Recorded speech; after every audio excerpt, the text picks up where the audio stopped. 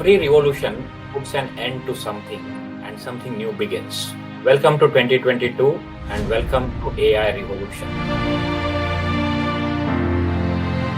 Every single traditional enterprise is going to change, is going to bring revolution to their business by use of AI. And what is going to end is big data. Welcome white data. Organizations have a lot of internal data. They have a lot of structured data and unstructured data. When you combine the internal and external data, it becomes white data.